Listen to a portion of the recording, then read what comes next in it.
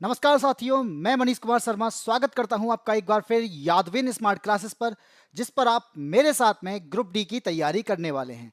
जैसा कि आपको पता है कि शाम के 5 बज चुके हैं और शाम के 5 बजे आपका एक सेशन स्टार्ट होता है जो आपकी साइंस की क्लासेस का होता है। अगर आपको साइंस पढ़ना है, अगर आपको साइंस बहुत अच्छे से पढ़ना है, आपको साइंस की प्रैक्टिस करनी है, आपको जानना है कि कैसे क्वेश्चन पूछे जाते हैं, आप यहाँ पे एक्सपेक्टेड क्वेश्चंस भी देखने आए हैं, आप यहाँ पे प्रीवियस ईयर क्वेश्चंस करना चाहते हैं, तो आप लोगों के लिए एक क्लास यहाँ पे ओपन की गई है। ये क्लास चलाई गई है शाम को 5 बजे, तो आप शाम को 5 बजे मेरे साथ में साइंस पढ़ सकते हैं। और ये क्लास आपकी रोजाना हुआ करेगी, जिसमें अभी आपकी जो है सेकंड क्लास है। अगर इससे पहले की मैं बात करूं तो इससे पहले कल आपकी एक क्लास हो चुकी है, लेकिन मैंने इससे पहले भी आपको प्रीवियस ईयर क्वेश्चंस नहीं देखी हैं, प्रीवियस ईयर क्वेश्चंस करना चाहते हैं, तो आप वो क्लासेस भी देख सकते हैं जो लगभग आपकी 40 प्लस क्लासेस हैं, जहां पे आपको समझ में आएगा कि कैसे क्वेश्चंस पूछे गए हैं और कैसे इनको सॉल्व करना है। अब आज की बात करेंगे तो आज हम क्या कर रहे हैं, प्रैक्टिस करेंगे दे। और यहां पे जितने साथी जुड़ते जाएंगे, सबसे पहले जुड़ते ही शेयर भी करेंगे,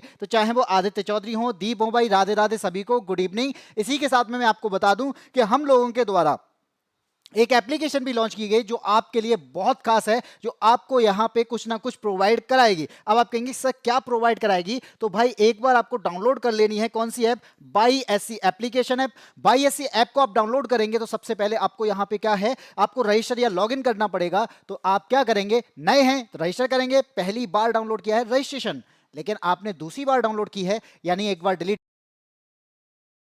लॉग इन कर सकते हैं। तो पहले रजिस्ट्रेशन, उसके बाद लॉग इन करेंगे। लॉग इन करने के बाद में आपको यहां पे हमारा इंटरफेस दिखाई देगा। लॉग इन करने के बाद आपको हमारे बैचेस देखने लग जाएंगे। बैच कहां देखेंगे, तो आप पेड कोर्सेज में जाके बैचेस देख सकते हैं। बाकी आपको फ्रंट पेज पे भी बैच दिखाई दे जाएंगे। बेटा आपके लिए मैं बता दूं, एक तरीके से लूट ऑफर चल रहा है, और इस लूट ऑफर की बात करूं तो 99 में आपको यहां बैचेस मिल रहे हैं, मात्र 99 में। और 99 रुपए में आप कोई बैच लेना चाहते हैं तो आप यहां पे बाई एससी ऐप डाउनलोड कर सकते हैं। तो डाउनलोड करिए और मौका उठाइए, मौका का फायदा उठाइए। और फायदा उठाने के बाद आप खुद कहेंगे कि हाँ, एक ऐसी एप्लीकेशन जो वास्तव में एक ऐसा कोर्स प्रोवाइड कर रही है जो यहां पे बहुत अच्छे से पढ़ाने पर डिपेंड करता है, और जो यहां पे बहुत अच्छे कंटेंट पर डिपेंड करता है, बहुत अच्छे कंसेप्ट पर डिपेंड करता है। तो इसी सारे कंसेप्ट को आपको खरीदना है 99 रुपए में। तो आप 99 में खरीदना चाहते हैं, आप हमारी एप्लीकेशन को डाउनलोड कर सकते हैं।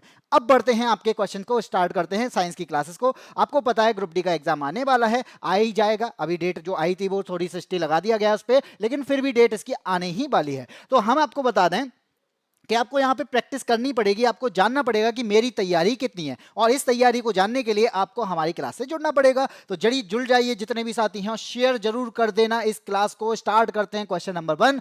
कॉपी पेन लेके बैठना, और इसके बाद में आप यहाँ पे चीजों को नोट करना। इंपॉर्टेंट टॉपिक आपके लिए नोट करने वाले होंगे, इनसे रिवाइज करेंगे बाद में। और लास्ट आपको मैं कहता हूं कि आप यहां पर शेयर जरूर करना है, वीडियो पसंद आए लाइक जरूर करना है। अगर आपको लगता है कि कमेंट का आंसर, मुझे इस क्वेश्चन का आंसर पता है, आपको कमेंट भी करना है। और आपको लगता है कि मुझे और अच्छे से इन्वॉल्व होना है, तब भी आपको कमेंट करना है। इसी के साथ में हम आगे बढ़ते हैं, और लास्ट में बताना क्लास कैसी लगी है। ये सारी चीजों के साथ में हम आगे बढ़ते हैं। चलिए, smile girl good evening, Radhe Radhe.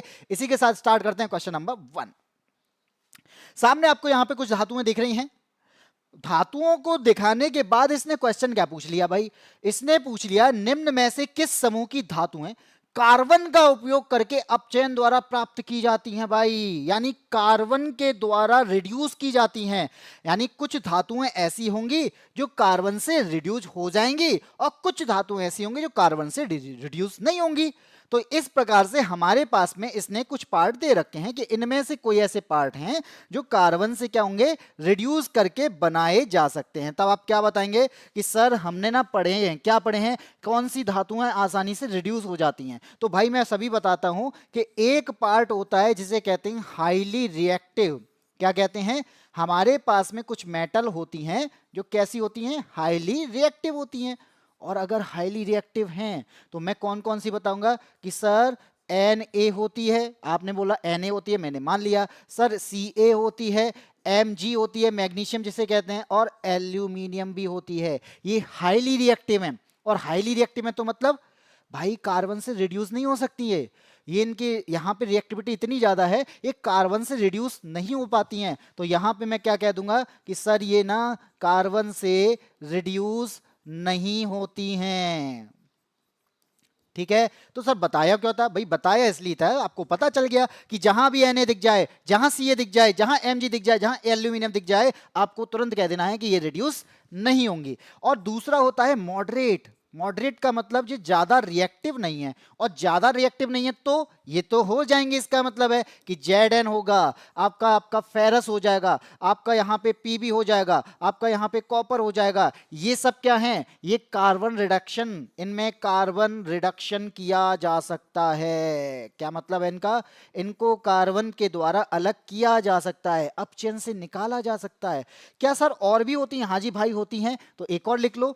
एक होती हैं लीस्ट रिएक्टिव, यानी सबसे कम रिएक्टिव करती हैं, जो होती है आपकी Ag और आपका Au। ये दोनों क्या होती हैं? ये फ्रीली मिलती हैं, इन्हें यहां पे अलग करने की जरूरत नहीं है, ये तो फ्री मिलती हैं। फ्रीली का मतलब है नेचर में फ्री मिल जाती हैं। तो आप यहां पे क्या कहेंगे? सर हमें प्राप्त करना है अपचयन के द्वारा, तो मुझे ना ये वाला ग्रुप बहुत बेस्ट लग रहा है जहां से हम अपचयन के द्वारा प्राप्त कर सकते हैं। तो इस ग्रुप में Zn है, Fe है, Pb है और Cu है। तो हमारे पास में आप देखेंगे कौन सा पार्ट हो सकता है? इसमें Mg आ गया, क्योंकि Mg हाईली रिएक्टिव है। तो बी ऑप्शन क्या कहेगा? हमारे पास में ऐसा है जो आपका मॉडरेट रिएक्टिव है, जो कार्बन से रिडक्शन के द्वारा निकाला जाता है, कार्बन की अवक्रिया के द्वारा ये निकाल दिया जाता है। आप कहेंगे सर कैसे निकाला? एक बार समझा दो यार, समझा देते हैं यार।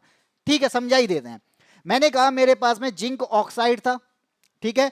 अब जिंक ऑक्साइड मिला मुझे, मैंने इसका क्या करा दिया? कार्बन से अपचयन करा दिया, रिडक्शन कराना स्टार्ट कर दिया। तो मुझे क्या मिलेगा? यहां से जिंक अलग हो जाएगा और कार्बन मोनोऑक्साइड अलग हो जाएगा। तो मैंने क्या कर लिया? इससे जिंक को बाहर कर लिया। तो यही तो है कार्बन रिडक्शन, यही तो है कार्बन रिडक्शन। मैंने कहा मेरे को फेरस ऑक्साइड मिलता है, हाँ जी मिलता है। फेरस ऑक्साइड को मैं कार्बन के साथ में रिएक्ट करा दूं, तो मैंने यहां पे कार्बन के साथ में रिएक्ट करा दिया, मुझे यहां पे फेरस अलग मिल गया भाई, फेरस अलग मिल गया। ये फेरस अलग हो गया और यहां पे क्या हो जाएगा? कार्बन मोनोऑक्साइड बन जाएगा। यही तो है कार्बन अपचयन, यही तो पूछा गया था। यहां पे स्माइल गर्ल कह रही है Zn, Fe और Cu। बिल्कुल सही बताया स्माइल गर्ल ने, ऑप्शन नंबर बी सही होगा। ठीक है, हाँ जी बिल्कुल। नमस्ते भाई आदित्य चौधरी। अब बढ़ते हैं आपके अगले क्वेश्चन पे। क्वेश्चन नंबर 2 क्या कहता है भाई? फर्टिलाइजेशन की बात करेंगे तो फर्टिलाइजेशन चाहे इंसान हो, चाहे वो बैक्टीरिया हो, चाहे वो पादप हो, चाहे कोई भी हो, सब लोग यहां पे क्या करते हैं? फर्टिलाइजेशन करते हैं, अपनी संख्या को बढ़ाते हैं। ऐसा ही यहां पे पूछा गया है पादपों से। अब पादपों में निषेचन के बाद में, यानी फर्टिलाइजेशन के बाद में, बीजांड जो होता है जिसे हम ओव्यूल कहते हैं, वो किस में डेवलप होता है, वो किस में परिवर्तित होता है, ये आपसे पूछा जा रहा है। यानी फूल से फल बनता है और बीज बनता है, ये पार्ट पूछा जा रहा है। कैसे बनेंगे, किससे बनेंगे? बताइए जल्दी से क्या होगा इसका answer. First of all request to the all guys, please like and share class immediately. भाई आदित्य चौधरी की बात मान लीजिए, लाइक और शेयर जरूर कर देना, क्योंकि आपको पता है कि मैं आपको पढ़ा रहा हूँ, सुबह भी पढ़ाता हूँ, अभी भी पढ़ाता हूँ। तो भाई एक कहते हैं ना मोटिवेशन के लिए, कुछ नहीं ले रहा, मोटिवेशन ले रहा हूँ, दे सकते हो आप। स्माइल गर्ल ने बताया जाइगोट। भाई चलिए चेक करते हैं। देखो मैं बता दूं आपको कि जब मैं ओव्यूल की बात करता हूं, जो कि बीजांड होता है और पादप के फूलों में पाया जाने वाला एक पार्ट है जिसे हम ओव्यूल कहते हैं, ठीक है। अब ओव्यूल में क्या होता है? इसका फर्टिलाइजेशन होता है। सबसे पहले क्या होता है भैया? ये लोग मिलना स्टार्ट हो जाते हैं। मिलते हैं कौन? मेल पार्ट और फीमेल पार्ट मिलता है, और इसका फर्टिलाइजेशन होता है। और ये किस में कन्वर्ट होता है भाई? सीड में कन्वर्ट होता है। ये किस में कन्वर्ट होता है? सीड में कन्वर्ट होता है। मुझसे पूछा गया है बीजांड के बारे में, पूछा गया है, तो बीजांड जो है वो सीड में कन्वर्ट होता है, बीज से में कन्वर्ट होता है। तो कहेंगे सर और कुछ, फिर आप ये बताइए फूल में, फल में कन्वर्ट कौन होता है? तो भाई इसमें ओवेरी पाई जाती है, अंडाशय पाया जाता है, और ये अंडाशय ही तो कन्वर्ट हो जाता है। क्या ये अंडाशय कन्वर्ट होता है किसमें? ये फ्रूट में कन्वर्ट होता है। और हमसे जो पूछा गया था उसका आंसर हमें मिल चुका है, बीजांड का पूछा गया था, तो हमें मिल गया सीड में कन्वर्ट होना। बता दीजिए, बिल्कुल सही बताया आपने, जायगोट नहीं होगा, सीड होगा। अनुज धीमान ने आंसर दिया ऑप्शन नंबर डी, डी नहीं होगा यार। देखो बेटा बीजांड के बारे में पूछा गया है, मैंने कहा बीजांड जो होते हैं ओव्यूल जिन्हें कहा जाता है, और इसमें आपको क्या मिलेंगे? यहाँ पे आपको मिलेंगे मेल और फीमेल पार्ट, तो आपको वो सीड में कन्वर्ट होंगे, और ये धीरे धीरे सीड में जब कन्वर्ट हो जाएंगे तो इनका एक सबसे नीचे वाला पार्ट होता है, अंडाशय वाला पार्ट जो होता है वो फ्रूट में कन्वर्ट होता है, और यहाँ पे आप देखेंगे एम्ब्रायो जायगोट में कन्वर्ट हो जाता है बाद में। ठीक है, आगे बढ़ते हैं, क्वेश्चन नंबर 3 पे आते हैं क्या कहता है भैया क्वेश्चन नंबर 3? विश्राम अवस्था में एक वयस्क मनुष्य 1 मिनट में कितनी बार सांस ले सकता है? भाई हम लोग सांस को भी गिन लेते हैं कि अगर हम पूरे दिन में सांस लेंगे तो कितनी लेंगे, हम अगर 1 मिनट में लेंगे तो कितनी लेंगे। तो हमारे पास में सांस को भी काउंट कर लिया गया है, कितनी किसकी सांसें हैं, कितने एक दिन में कितनी सांसें ली हैं। कहते ना कि जितनी सांसें लिखी थी उतनी सांसें ही ले पाएगा इंसान। तो ये एक क्या कह सकते हैं, एक काउंटिंग है हमारे पास में। लेकिन हमसे पूरे दिन का हिसाब ना लेके एक टाइम यानी 1 मिनट का पूछा गया है। तो जल्दी से बताइए क्या आंसर होगा। अनुज धीमान जी सर जी भूल गए इतनी जल्दी? कौन भूल गया भैया यहाँ पे? किसको कौन भूल रहा है? 72 आदित्य चौधरी स्माइल गर्ल का 72 है, अमन पचौरी का सी है, स्माइल गर्ल अनुज का आदित्य चौधरी। और आप इसी के साथ में आप गलत हैं सभी लोग। अफसोस, ये गलत जवाब है। भाई गलत जवाब क्यों है? भाई आप जो बता रहे हो ना 70 से 72, 72 से 75, ये दोनों धड़कन की बात करता है। ये धड़कन धड़कन चिल्लाते हो ना, दिल की धड़कन की बात करता है। लेकिन मैं तो सांस की बात कर रहा हूं। ये प्राणायाम नहीं करते? करते हो? उसकी बात कर रहा है भाई। तो वो पूछा गया है, धड़कन नहीं पूछी गई है। ये आपका क्या है, ये आपकी धड़कन को गिनता है, ये आपके हार्ट रेट को बताता है, ये हार्ट रेट की बात कर रहा है। लेकिन यहां तो सांस की बात कर रहे हैं ना, हम सांस की बात कर रहे हैं। तो जब हम यहां पे रेस्ट की बात करेंगे और विश्राम की अवस्था में होंगे, तो आप बताओ, आप 72वां सांस लेगो 1 मिनट में? ऐसे ऐसे थोड़ी ना लेंगे, वो हम जब एक्सरसाइज करेंगे तब भले लेते हो।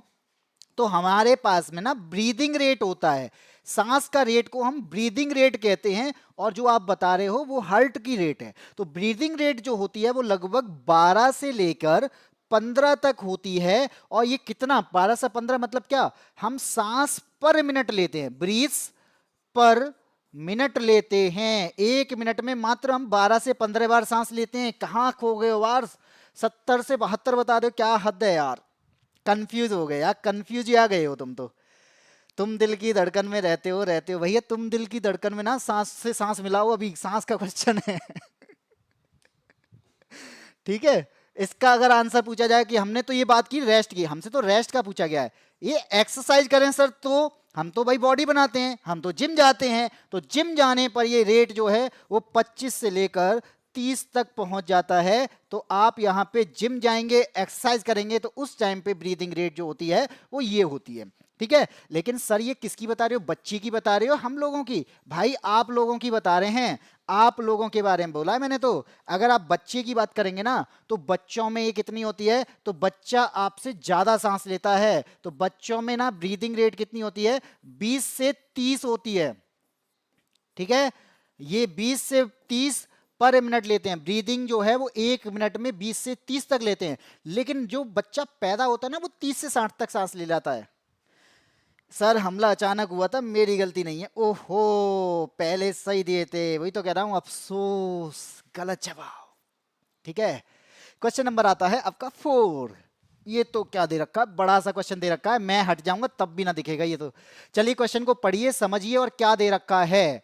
आपने देखा होगा कि आप लोग सांस लेते हैं, भाई सांस की बात चल रही है आज, तो सांस से सांस मिला के ही रहेंगे। हमने ली सांस, सांस लेने के बाद में क्या होता है कि आपने जो गैसेस होती हैं वो आपके ब्लड के माध्यम से कहां पहुंचती है? सेल के पास में। तो मैं यहां पे क्या बता दूं कि हमने क्या लिया, हमने ली यहां पे ऑक्सीजन।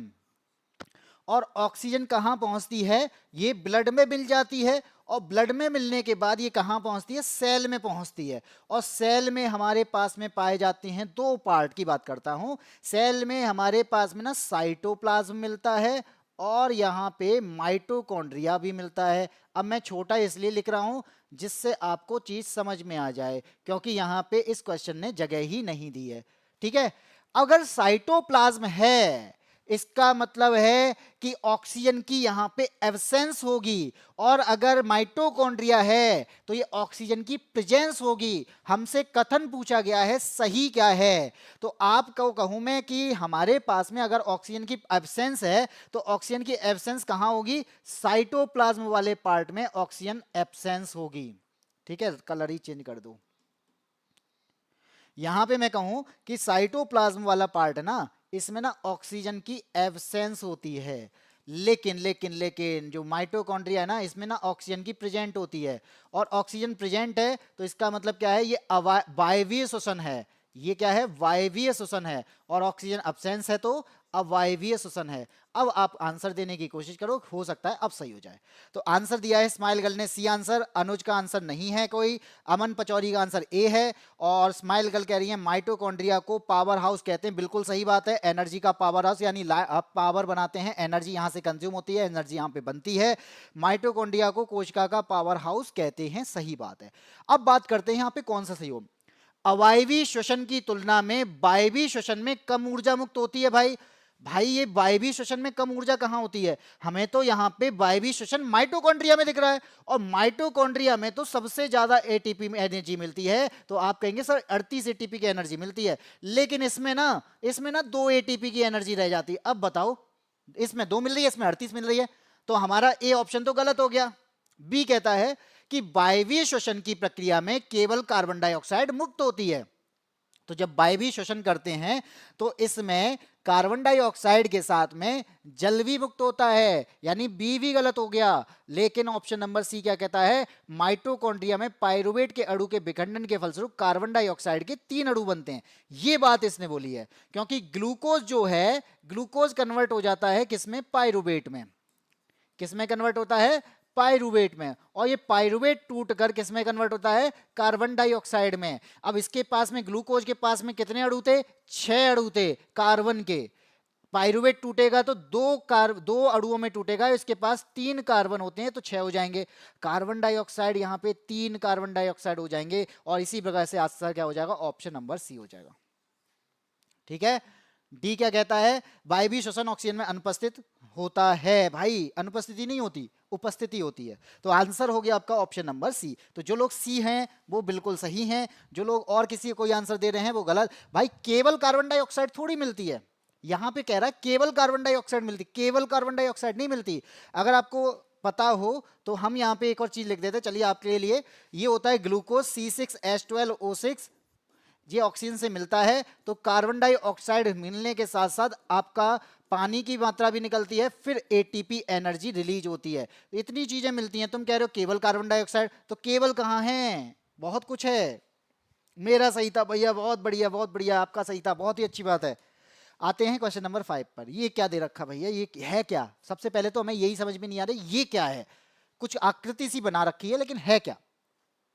वुमेन संपुट की बात कर रहा है, ये तो बात कर रहा है ना, वुमेन कैप्सूल की बात कर रहा है।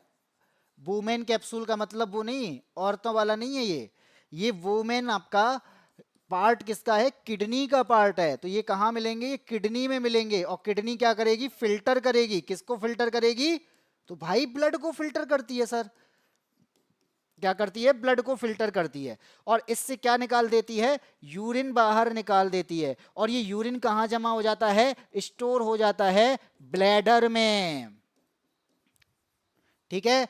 और फिर क्या होता है, जैसे ही ब्लैडर 200 ml भरता है, और वैसे ही कहते हो sir may I go to toilet, बोलते हो ना, ये वुमेन कैप्सूल की वजह से होता है। ये वुमेन कैप्सूल किडनी के अंदर मिल रहा है, और ये क्या करेगा, फिल्टर करेगा, क्योंकि यहाँ पे नेफ्रॉन मिलेंगे, ग्लोमेरुलस मिलेगा, और नेफ्रॉन मिलेगा, ब्लड को फिल्टर करेगा। ब्लड से को फिल्टर करने के बाद यूरिन बाहर आएगा, यूरिन कहाँ स्टोर हो जाएगा, ब्लैडर में हो जाएगा, और ब्लैडर के बाद आप इस उंगली का इशारा करते हो। आया समझ। इसका पूछा गया है क्या है, यहाँ पे आपका जो वुमेन कैप्सूल है इनमें से कौन सा है, तो आपको दिख रहा होगा ना, ये कैप्सूल जैसा दिख रहा है सर हमें, तो यही ऑप्शन हो जाएगा, ऑप्शन नंबर सी।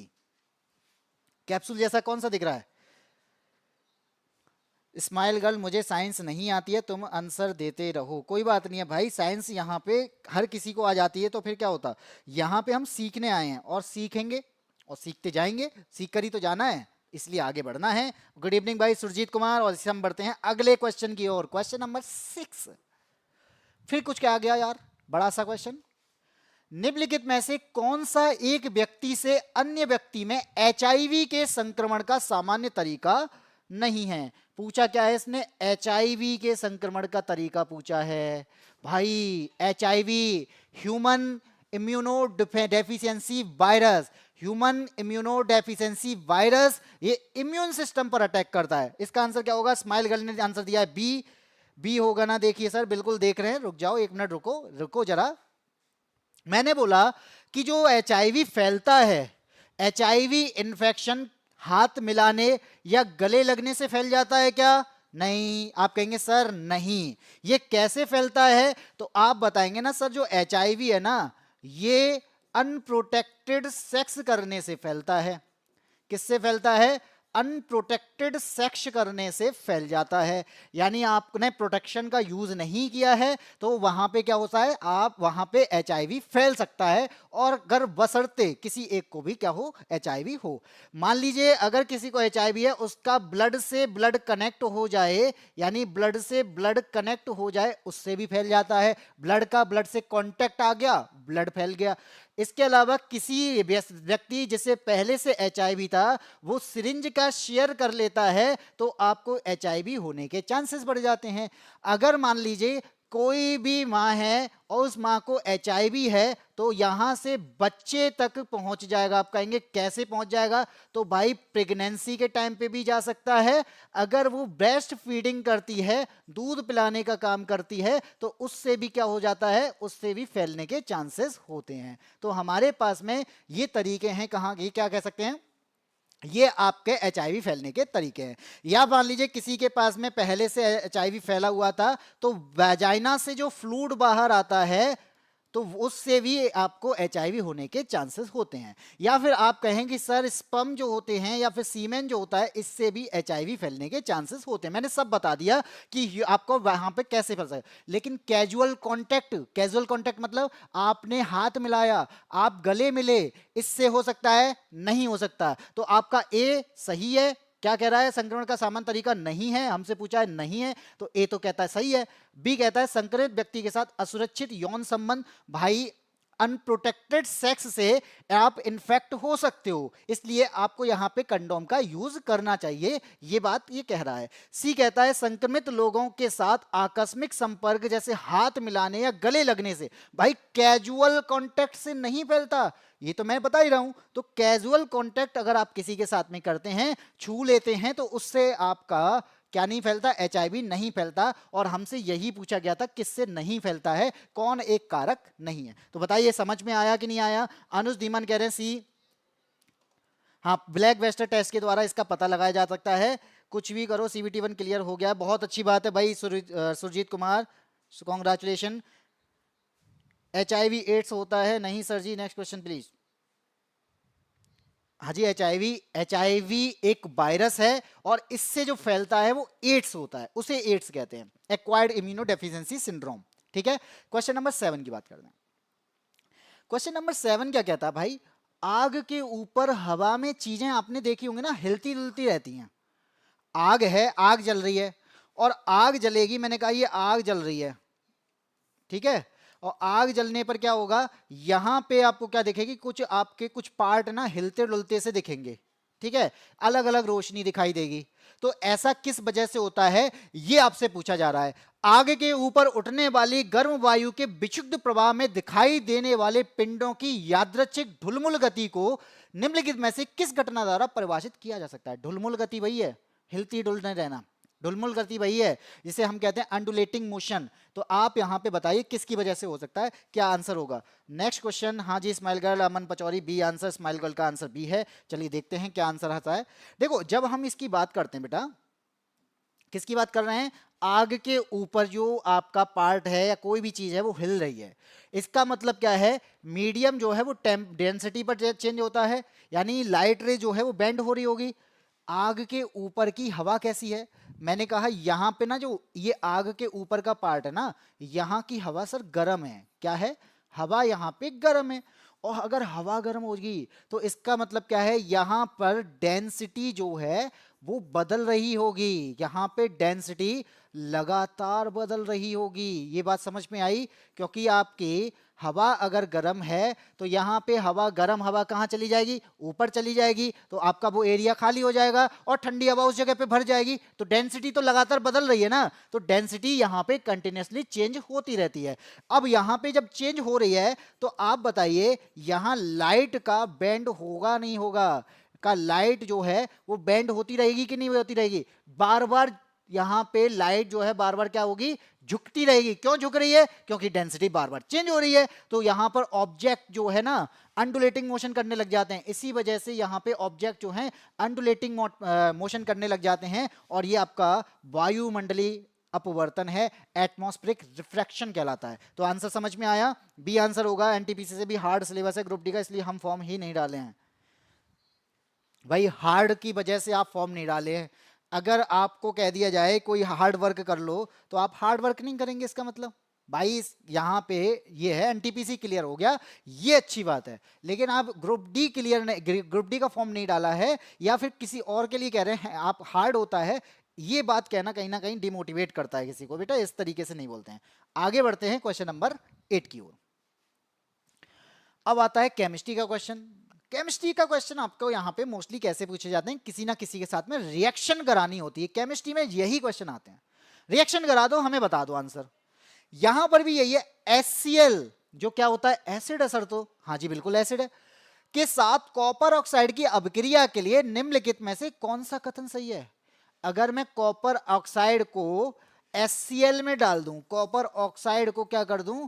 HCl में डाल दूं, तो इनमें से क्या बन जाएगा?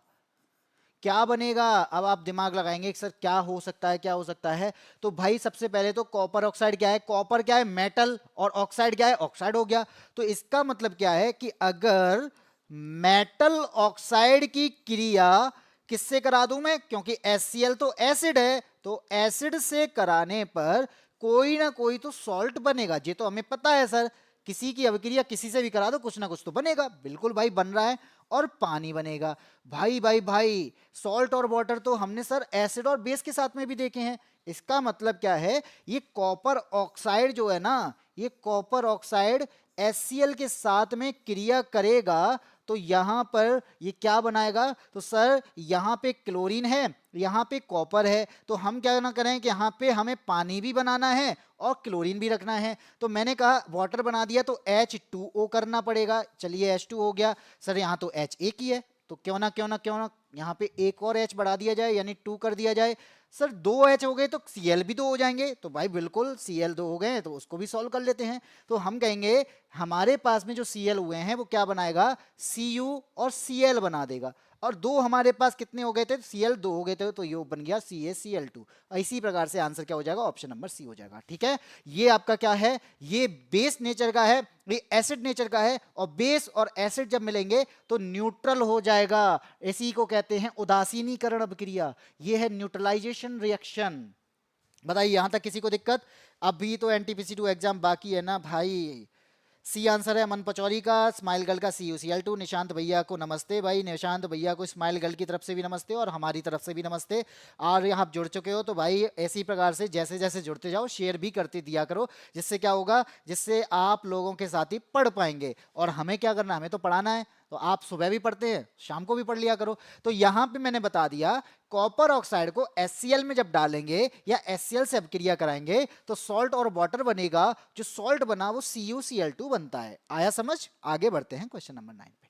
क्वेश्चन पढ़ो, समझो, आंसर देने की कोशिश करो। बताइए क्या इसका आंसर होगा? क्वेश्चन नंबर 9 का आंसर क्या होगा?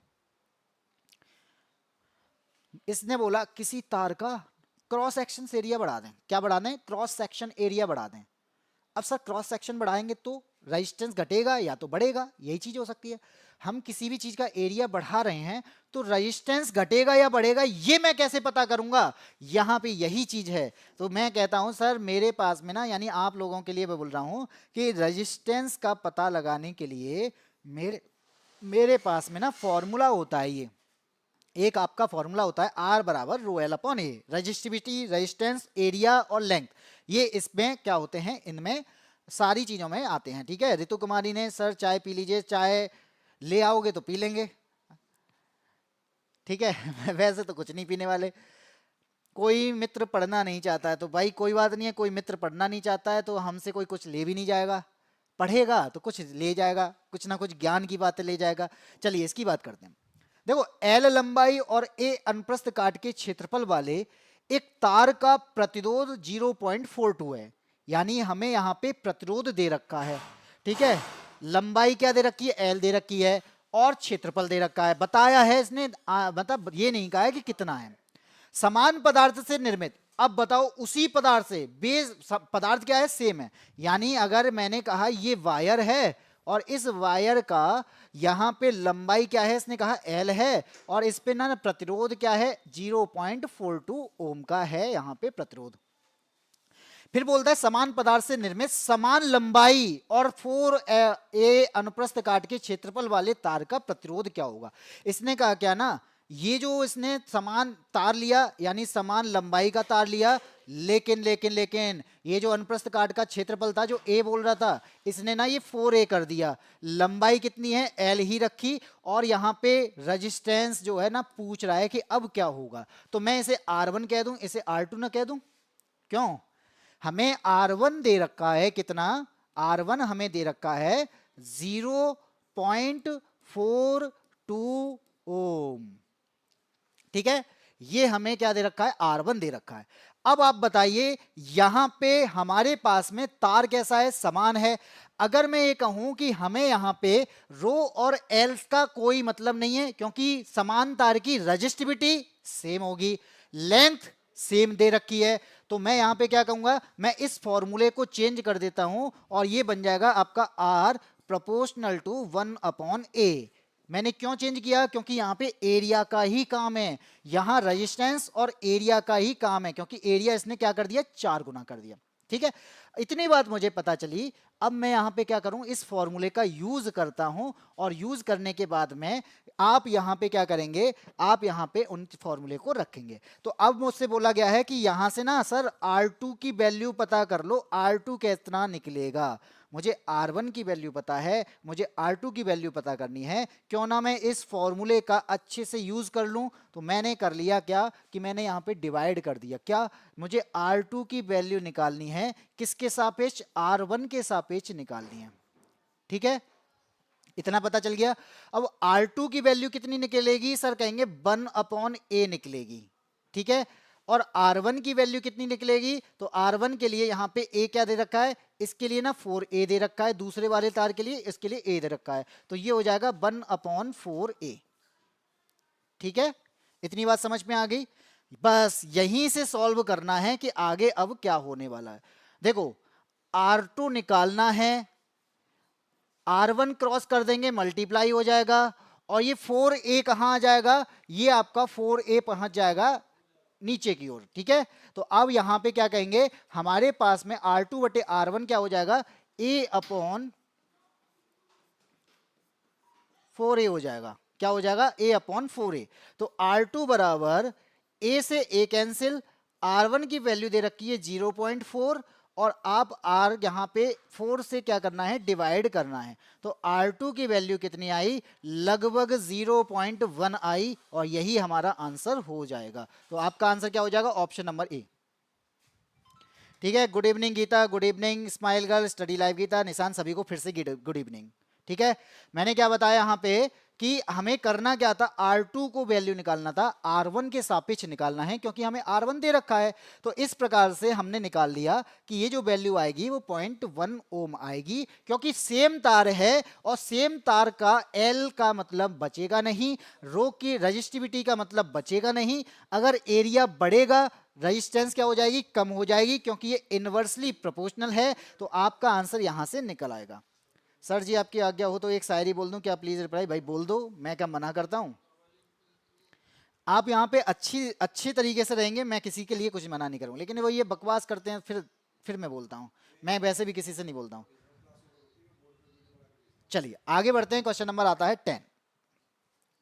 भाई बोरेक्स क्या है, निम्न में से किस यौगिक का उपयोग बोरेक्स के निर्माण में किया जाता है। पहले तो मुझे सर बोरेक्स का फॉर्मूला ही नहीं पता है, जब बोरेक्स का फॉर्मूला नहीं पता है तो मैं कैसे बता दूं कि ये किससे बनेगा।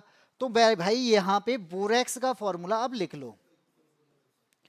बोरेक्स जो होता है इसे कहा जाता है Na2V4O7 और 10H2O। यहां पे बोरेक्स का फॉर्मूला निकल के आता है, ये क्या है भाई, Na2B4O7 और 10H2O।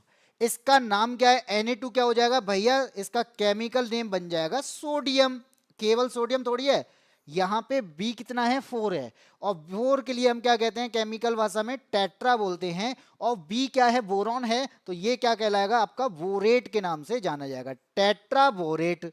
फिर आप देखेंगे हमारे पास में पानी कितना है 10, और 10 को केमिकल लैंग्वेज में डेका कहा जाता है और केमिकल लैंग्वेज में हाइड्रेट कहा जाता है पानी को। ये इसका केमिकल नेम निकल के आ गया बोरेक्स का।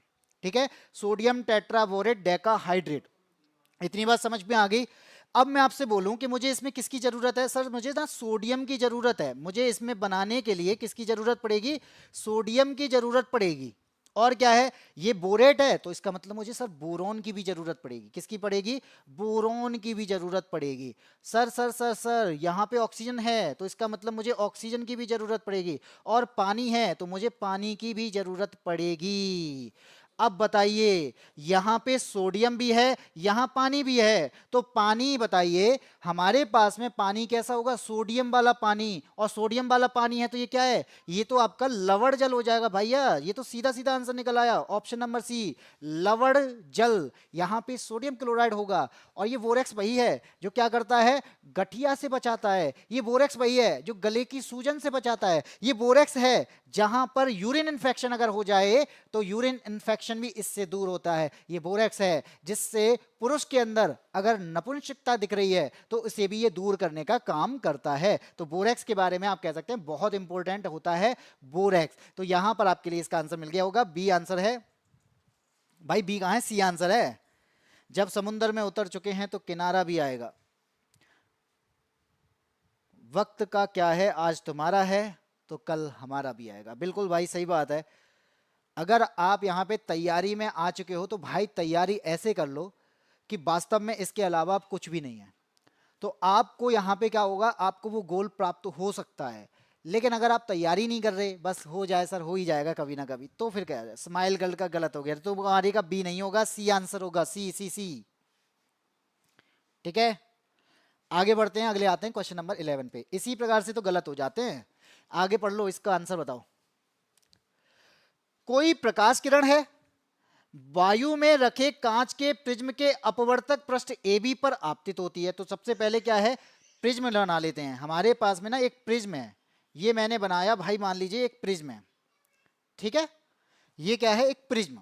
अब इस प्रिज्म से क्या कर रहा है, ये क्या कह रहा है कि एक जो किरण है ना वो प्रिज्म के अपवर्तक पृष्ठ AB पर, तो भाई पहले क्या है, अपवर्तक पृष्ठ क्या होगा, ये A है, ये आपका B है, और ये C है। तो सबसे पहले किरण जो है वो कहाँ टकराएगी, तो आप कहेंगे सर किरण जो है वो सबसे पहले ना यहाँ वाले पार्ट पे टकराएगी, और टकराएगी फिर क्या होगा, तो आप क्या कहेंगे कि बाहर वाला पार्ट तो सर वायु वाला पार्ट दिख रहा है, इसका मतलब ये जो है ना ये रेयर मीडियम है, और अंदर वाला प्रिज्म का पार्ट है भाई प्रिज्म, प्रिज्म के अंदर कांच टाइप का कुछ होगा, तो इसका मतलब क्या है, ये जो है डेंसर मीडियम है, यानी ये कांच वाला पार्ट डेंसिटी ज्यादा होगा तो डेंसर होगा। और मैंने क्या बताया था, जब कोई प्रकाश किरण रेयर से डेंस मीडिया में जाती है तो वो बताओ कहां होगा, वो आपका अविलंब की ओर झुकेगी। क्यों झुकेगी, आप खुद देखो कि खुले में चल रहे हो लेकिन भीड़ भाड़ वाला इलाका दिख गया तो आप किनारा ढूंढोगे ना, तो ऐसे ही ये किरण भी क्या करती है, किनारा ढूंढती है। और यहाँ पे क्या होता है, थोड़ा सा इसे कैसे जाना चाहिए था, ये इस तरीके से जाती है, यानी जाना कैसे चाहिए था, अगर आप ये कहेंगे तो इसको जाना ऐसे चाहिए था, इस तरीके से, ठीक है, ये ऐसे जानी चाहिए थी, लेकिन होता क्या है, ये थोड़ा सा अपने रास्ते से बैंड कर जाती है। इस प्रकार से हमारे पास में पहला ये आ गया, यानी पृष्ठ AB पर ये क्या है, इसे कहेंगे अपवर्तन कोण। आप कहोगे सर अपवर्तन कोण क्यों कह रहे हो, क्योंकि भाई ये क्या है, ये नॉर्मल है, ठीक है, ये नॉर्मल है, और नॉर्मल पे बनेगा तो आपका अपवर्तन कोण बनेगा, यहां पे बनेगा क्या, अपवर्तन कोण।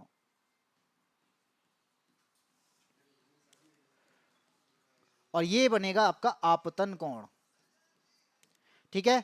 तो याद रखना, जब कोई प्रकाश किरण अपवर्तन कोण से यानी आपतन कोण की तरफ बढ़ती है या फिर रेयर से डेंसर मीडियम में बढ़ती है तो वो झुकेगी, झुकेगी तो वो तो कम होगा, यानी अपवर्तन कोण जो है वो ज्यादा होगा और आपतन कोण कम होगा क्योंकि वो झुक चुकी है। इसलिए पहला वाला जो है वो सही है, पृष्ठ AB पर अपवर्तन कोण आपतन कोण से यहां पे क्या हो जाता है, कम हो जाता है। मैंने उल्टा लिख दिया, ये आपका आपतन कोण है,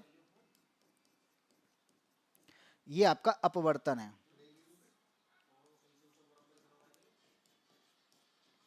इतनी बात समझ में आ गई? बताओ यहां तक किसी को प्रॉब्लम? एक का बी होगा। सर जी फास्ट चलिए ना, खाना बनाना है। बिल्कुल भाई, सर मैं साइंस भूल गई हूँ, दोबारा पढ़नी पड़ेगी। सी होगा सर। चलिए देखते हैं। मैंने बोला कि ए बी पर अपवर्तन कोण आपतन कोण से कम है, पता चल गया कम है। ए सी पर, अब ए और सी की बात करते हैं। अब ए सी पर अपवर्तन कोण आपतन कोण से कम होगा, तो भाई आप एक बार बताओ, ये पार्ट क्या है, डेंस, और ये पार्ट क्या है, रेयर।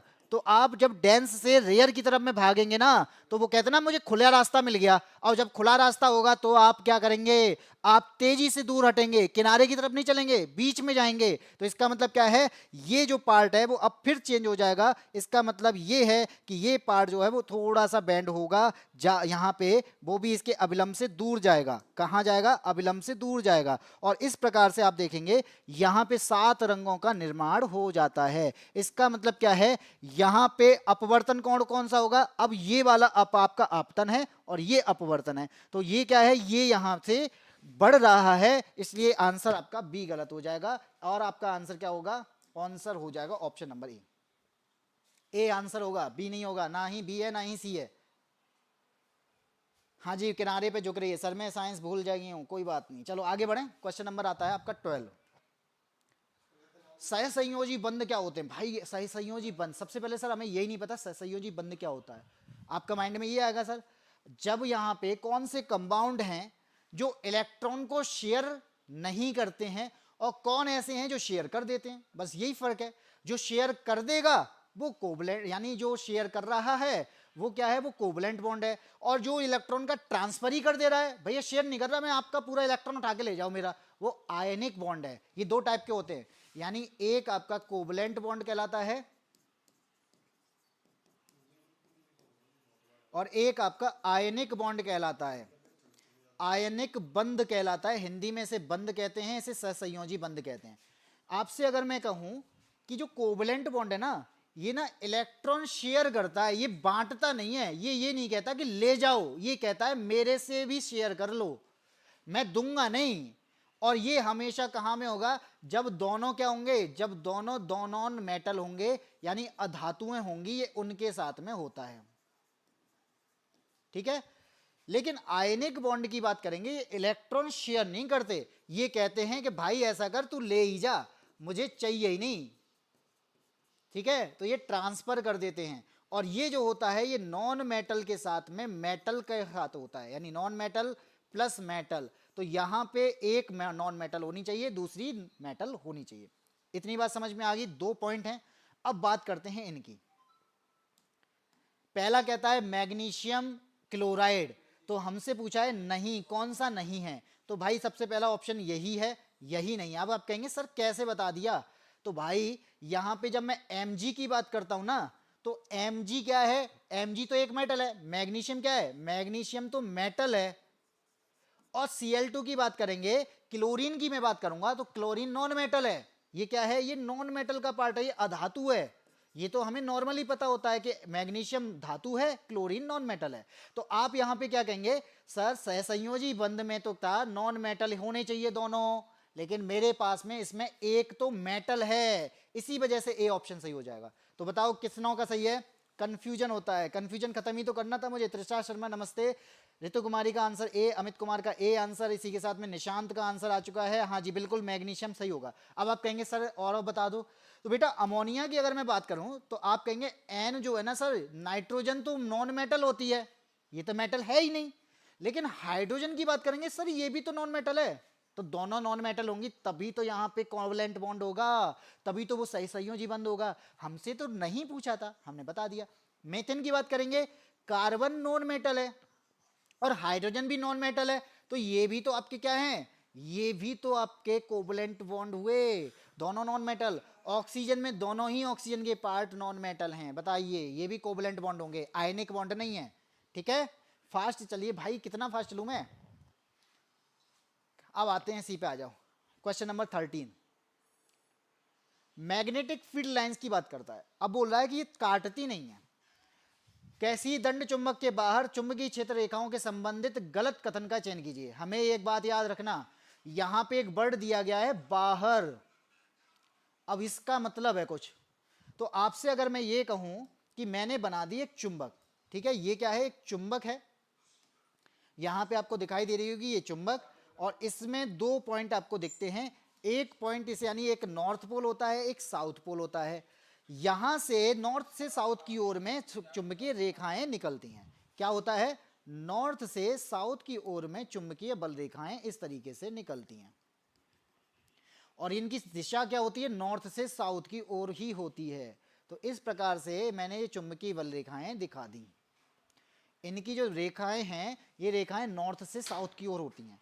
तो आपको अगर मैं ये कहूं कि ये सर बाहर की ओर है, तो नॉर्थ से साउथ की ओर अगर जा रही हैं तो भाई ये बाहर की ओर दिख रही हैं, इसलिए इसका आंसर नॉर्थ से साउथ हो गया।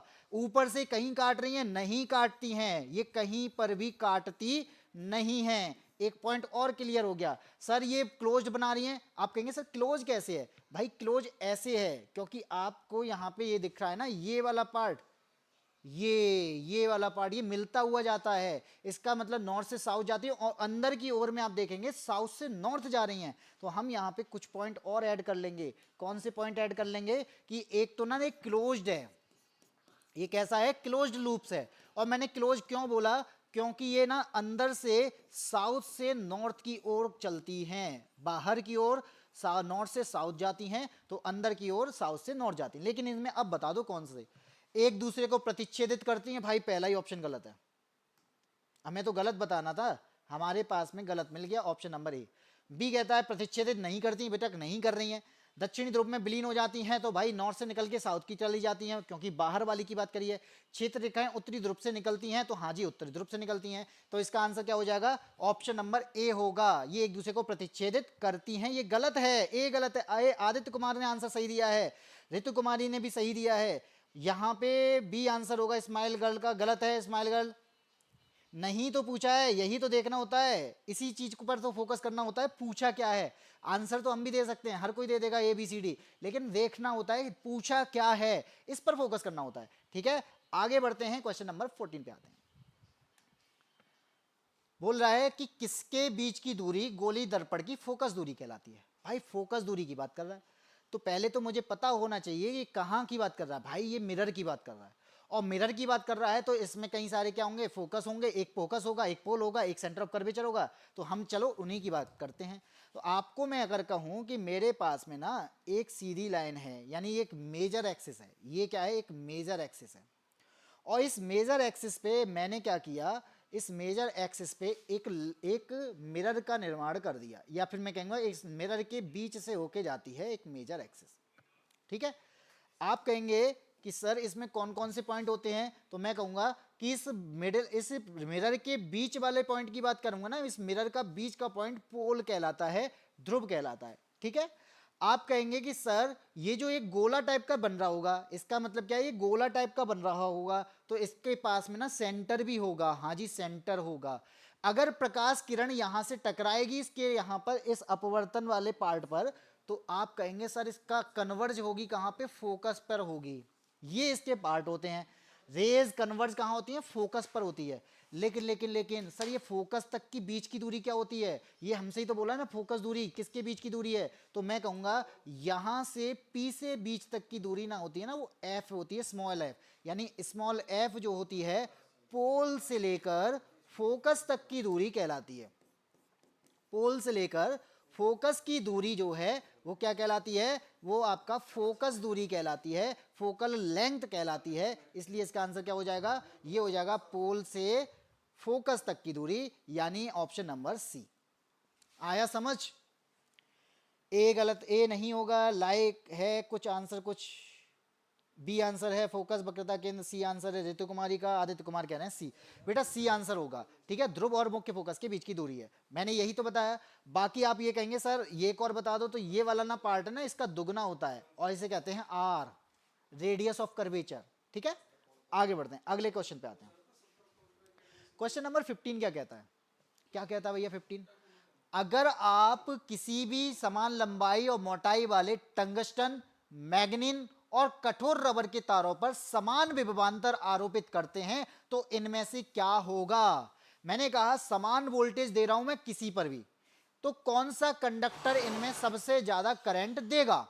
यही बात है कि अगर मैंने इनमें से किसी को करंट क्या दिया, समान वोल्टेज दे दिया, और समान वोल्टेज दूंगा तो कौन सा कंडक्टर इन तीनों में से होगा जो ज्यादा करंट प्रोवाइड करेगा। या तो वो मेटल होगा या हो सकता है वो रबर हो। तो आपको कैसे पता चलेगा, तो सर हमारे पास में ना एक फॉर्मूला होता है R बराबर रो एल अपॉन ए। ठीक है, ये क्या है, ये तो रजिस्टिविटी का फॉर्मूला है। सर हमारे पास ना ओम का लॉ होता है, वो क्या होता है सर, ओम का लॉ होता है B बराबर आई आर। ठीक है, ये भी हमें पता है, लेकिन आप इससे कैसे निकालोगे बेटा, यहां पे रजिस्टिविटी पता करनी होती है। हमारे पास में एक पार्ट है टंगस्टन, एक पार्ट है मैग्नीन और एक पार्ट है रबर। और मैंने कहा मुझे रजिस्टिविटी पता करनी है, यानी रो का पता करना है, और रजिस्टिविटी तीनों की अलग अलग होगी। ठीक है, और रजिस्टिविटी जिसकी ज्यादा होगी करंट कम होगा, रजिस्टिविटी जिसकी कम होगी वहां करंट ज्यादा होगा। तो यही बात है, जब मैं आपके टंगस्टन की बात करूंगा तो इसकी रजिस्टिविटी जो होती है 5.6 इंटू 10⁻⁻8 ओम मीटर होती है। जब मैं मैग्नीन की बात करूंगा तो इसकी होती है 4.8 इंटू 10⁻⁻7 ओम मीटर। और जब मैं रबर की बात करूंगा तो ये होता है 1 इंटू 10⁻13 ओम मीटर। आप बताओ किसकी सबसे कम है। सर कहोगे इसमें ना माइनस की पावर है, इसका मतलब ना टंगस्टन की रजिस्टिविटी जो है ना सर सबसे कम है। और अगर टंगस्टन की रजिस्टिविटी सबसे कम है, रजिस्टिविटी सबसे कम है, तो इसका मतलब क्या होगा, इसमें करंट जो होगा वो सबसे ज्यादा प्रोवाइड होगा। आप बताओ कौन सा आंसर होगा, टंगस्टन वाला। तो टंगस्टन के तार से अधिकतम धारा प्रवाहित होगी, ऑप्शन नंबर ए होगा। तो बताओ कितने लोगों ने ए आंसर दिया है। स्माइल गर्ल का आंसर है, ऋतु कुमारी का है, आदित्य कुमार का है, और निशांत कह रहे हैं भाई लाइक कर दो। भाई लाइक तो बनता है यार, इतना तो बनता है, इतने अच्छे अच्छे कंसेप्ट के साथ में आपको चीजों को बता रहा हूं मैं, कैसे इसके आंसर निकलेंगे, इसलिए एक लाइक तो बनता है। लाइक के साथ शेयर भी कर दिया करो, जिससे क्या हो लोग आएं और समझें। Why why sir nice class, sorry late हो गया खाना खाने में। कोई बात नहीं है बेटा, गया क्या होता है स्माइल गर्ल, तुम यार गर्ल के नाम से लड़के हो, तुम तो लड़के निकले। चलो कोई बात नहीं है, बाद में आ जाना। क्वेश्चन नंबर 16 की तरफ आते हैं। एच आई और आर और टी के समय बीच के ही संबंध बताना है। हमारे पास में ना इलेक्ट्रिक करंट की बात की जाती है। आपने देखा होगा ना सर, मैं करंट प्रोवाइड करता हूं लेकिन मुझे ना हीट भी दिखाई देती है। आप एक चीज देखते होंगे, प्रेस गर्म हो रही है, प्रेस को मैंने गर्म किया, सर मैंने तो करंट प्रोवाइड किया था, आग थोड़ी प्रोवाइड की थी। लेकिन लेकिन लेकिन भाई इलेक्ट्रिक करंट के द्वारा यहां पे हीट भी बनती है, लेकिन कैसे, रेजिस्टेंस की वजह से। रेजिस्टेंस ज्यादा है इसलिए करंट आगे जा नहीं पा रहा, और उसी वजह से क्या कर देता है वो, इस एरिया को गर्म कर देता है। और ये पार्ट, ये बात बताई किसने थी, तो भाई ये जूल ने बताई थी। तो एक जूल का नियम आया था, और जूल के नियम के अकॉर्डिंग हमारे पास में एक फॉर्मूला बना था कि H बराबर जो होता है वो I स्क्वायर RT होता है, और H जो होता है यानी हीट जो होती है वो इनमें से सब के, I करंट के, आपकी रेजिस्टेंस के और टाइम के सबके समानुपाती होता है। अगर मैं कह दूं ना करंट ना डबल हो गया, मैंने कहा करंट को मैंने डबल कर दिया, मैंने जितना भी करंट था ना डबल कर दिया, अरे भाई डबल करने पर करंट डबल कर दिया, हीट कैसी होगी। अब आप कहेंगे तो हीट कैसे बताएंगे, तो H समानुपाती होता है आई स्क्वायर के, और मैंने करंट को क्या कर दिया, डबल कर दिया, दुगना कर दिया। तो दुगना करने पर क्या हो जाएगा, ये हो जाएगा 2I स्क्वायर, यानी H जो है वो 4 टाइम करंट के बराबर होगा, यानी कितनी हीट होगी, 4 टाइम हीट हो जाएगी। इसका मतलब दुगना करंट, हीट उतनी ज्यादा। इसी वजह से इसका आंसर क्या हो जाएगा, ऑप्शन नंबर ए। ठीक है, ए क्यों है बता दिया कि करंट ज्यादा होता है तो आपका रेजिस्टेंस भी ज्यादा होता है, और जब रेजिस्टेंस ज्यादा है तो वहां पे क्या हो जाती है, हीट डेवलप हो जाती है। इसी पर काम करता है कौन, फ्यूज। आपके घर में फ्यूज लगे होंगे, और ये फ्यूज क्या करते हैं, जैसे ज्यादा करंट आता है, ज्यादा तेजी से लाइट आती है, तो फ्यूज उसके अपने वायर को काट देता है हीट की वजह से, और जैसे ही वो काटेगा आगे क्या होता है, यानी गला देगा, तो आगे आपकी लाइट नहीं पहुंचती है। ठीक है, सी होगा आदित्य कुमार, स्माइल गर्ल कह रही है, ऋतु कुमारी का सी है। नमस्ते इनविजिबल लाइफ, भाई इनविजिबल तो इनविजिबल ही है, ए ऑप्शन, हाँ जी यही ऑप्शन है, ए ऑप्शन है। क्वेश्चन नंबर 17 की तरफ आते हैं। भाई क्या कह रहा है ये क्वेश्चन, समझो। 340 एटमॉस्फेयर के दाब, यानी दाब हाई प्रेशर है। 340 एटमॉस्फेयर मतलब हाई प्रेशर, और हाई प्रेशर पर जब कार्बन मोनोऑक्साइड और हाइड्रोजन के साथ में अभिक्रिया करता है तो कौन सा उत्पाद बनता है। पूछ क्या रहा है ये कि यहां पे कार्बन मोनोऑक्साइड और हाइड्रोजन की हाई प्रेशर पर रिएक्शन करा दूं तो कौन सा ऑर्गेनिक कंपाउंड बनेगा, कौन सा ऑर्गेनिक प्रोडक्ट बनेगा, और ये यहां पर हाइड्रोजनेशन रिएक्शन कहलाता है, इसे कहते हैं हाइड्रोजनेशन रिएक्शन। अब बताओ क्या बनेगा। सी होगा ऋतु कुमारी का। चलिए देखते हैं ऋतु कुमारी क्या आंसर होगा। चलिए, मैंने बोला कि मुझे हाई प्रेशर की जरूरत है, ठीक है। आप कहेंगे सर यहां पे ना फॉर्मिक एसिड है, HCOOH है, इसे हम सर फॉर्मिक एसिड कहते हैं।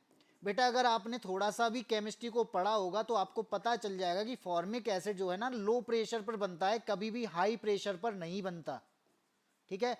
अगर आपने इसके फॉर्मेशन को पढ़ा होगा तो वहां पे फॉर्मिक एसिड जो है वो लो प्रेशर पे बनता है, कभी भी हाई प्रेशर पे नहीं बनता। जब मैं CH3OH की बात करता हूं तो CH3OH जो है वो आपका मेथनॉल है। क्या है, मेथनॉल है। तो मेथनॉल जो है यहां पे ये क्या है, ये आपका हाई प्रेशर पे बनता है, ये आपका क्या है मेथनॉल है, और ये आपका हाई प्रेशर पे बनता है। अब आप यहां पे क्या समझे कि सर सर सर कहीं ना कहीं यही आंसर होना चाहिए। चलिए देख लेते हैं। मैंने कार्बन मोनोऑक्साइड लिया, बिल्कुल ले लिया। सर मैंने ना इसकी हाइड्रोजन के साथ में रिएक्शन करा दी, बिल्कुल करा दी। लेकिन मैंने क्या देखा कि यहाँ पे जैसे ही मैंने हाई प्रेशर इसे दिया है, 340 एटमॉस्फेरिक प्रेशर दिया, तो यहाँ पे ना बन के तैयार हो जाता है CH3OH। यहां से यही आंसर आता है, यानी मेथनॉल बन जाता है हाई प्रेशर पे, कैटालिस्ट की तरह काम करते हैं। यहां पे Cu और Zn क्या है, ये कैटालिस्ट की तरह काम करते हैं,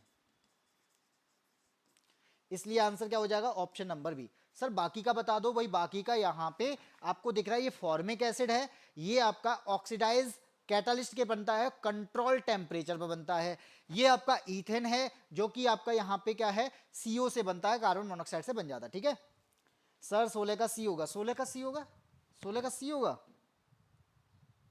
अरे हाँ, सही सही पकड़े हो भैया, सही पकड़े हो, 16 का सी होगा।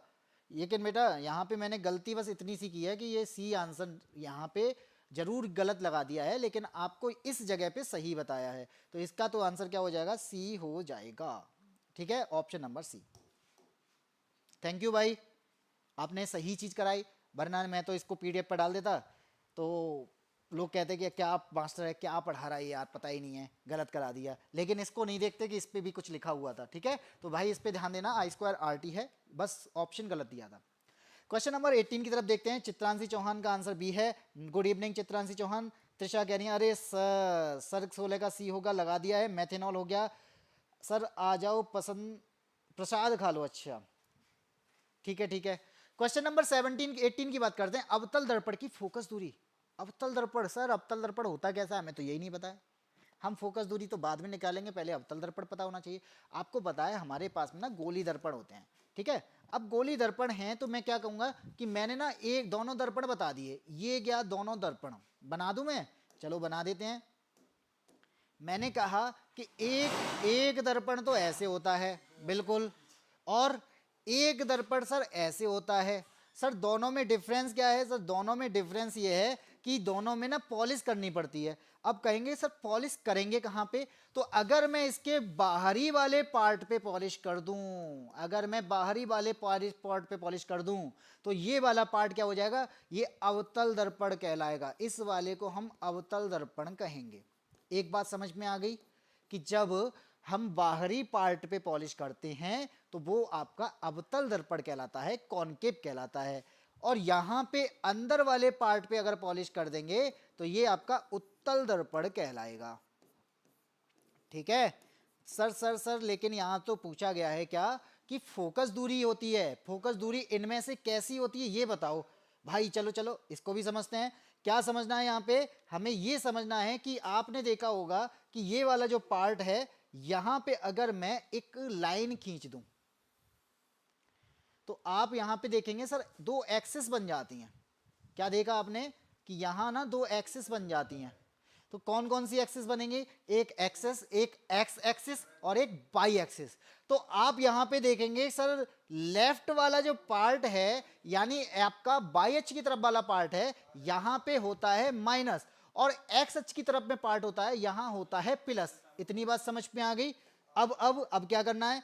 अब मुझे फोकस दूरी बतानी है। तो भाई अवतल दर्पण के लिए ना फोकस दूरी कन्वर्ज होगी तो यहां पे होगी। अवतल दर्पण यहां पे फोकस दूरी जो बनाएगा वो यहां बनाएगा। तो इसका मतलब क्या है? इसकी जो फोकस दूरी है वो हमेशा कैसी रहेगी? हमेशा नेगेटिव रहेगी। क्या रहेगी? हमेशा नेगेटिव रहेगी, सॉरी हमेशा क्या रहेगी? नेगेटिव ही रहेगी। ऑप्शन नंबर ए क्या रहेगी? हमेशा नेगेटिव रहेगी।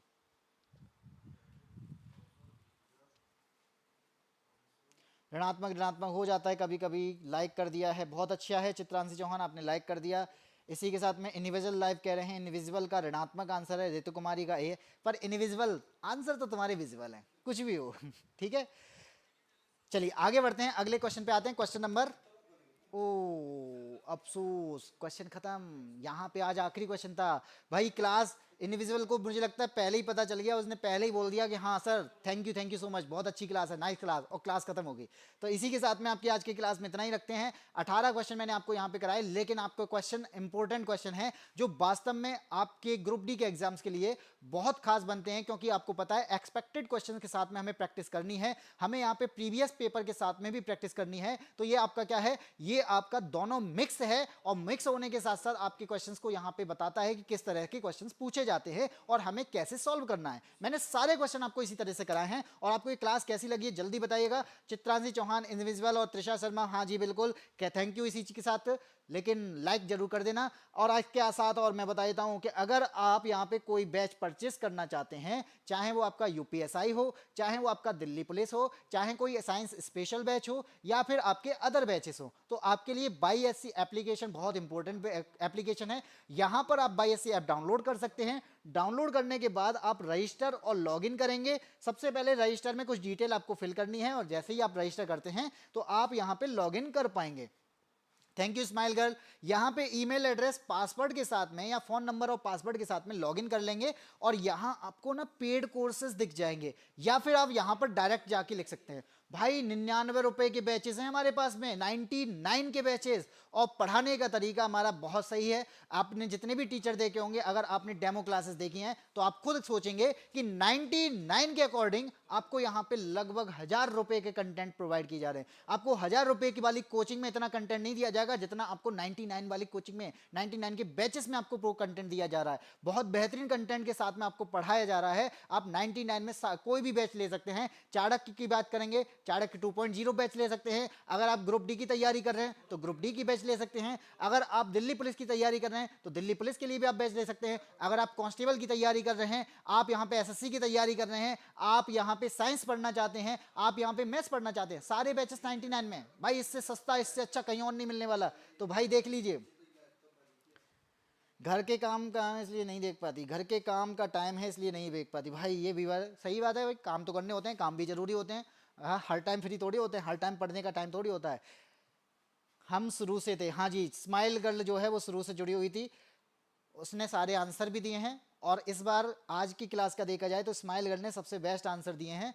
और भले ही 18 में से 1 या 2 या 3 क्वेश्चन गलत हो सकते हैं उनके, लेकिन हाँ आंसर जरूर दिए हैं, इन्वॉल्व जरूर नहीं है। और इसी प्रकार के स्टूडेंट जो होते हैं वो वास्तव में बहुत अच्छा करते हैं जब वो कमेंट के साथ साथ अपने यहाँ पे एक डाउट भी पूछ रहे होते हैं। तो डाउट भी पूछ सकते हैं। अगर आपका कोई डाउट है, अगर आप चाहते हैं कि कोई चीज़ आपके लिए नहीं चलाई जाए, तो आप यहाँ पे कमेंट बॉक्स में डाल सकते हैं, कोई भी बात कर सकते हैं, कोई भी डाउट पूछ सकते हैं। अगर आपको किसी टीचर से बात करनी है, या फिर आप चाहते हैं कि यहाँ पर हमें बैचेस की जानकारी मिल जाए, तो आप नंबर नोट कर सकते हैं। तो ये नंबर जो है आपका ये दिया है 8266981579। तो आप यहां पर भी क्या कर सकते हैं, कॉल करके पता कर सकते हैं। कोई भी आपको दिक्कत है, बैच से रिलेटेड है, बैच को खरीदने से रिलेटेड है, आपका कोई डाउट है, आप कुछ पूछना चाहते हैं, सारी कुछ चीजें आपको यहां पे इस नंबर पे बात कर सकते हैं। ठीक है, तो आज की क्लास में इतना ही।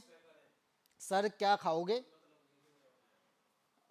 अब भाई खाने का तो टाइम है नहीं मेरा, तो अभी तो मैं कुछ ना खाऊं, लेकिन हाँ टाइम चाय का जरूर है, तो एक चाय बनेगी क्लास के बाद में। ठीक है, तब तक के लिए जय हिंद, जय भारत।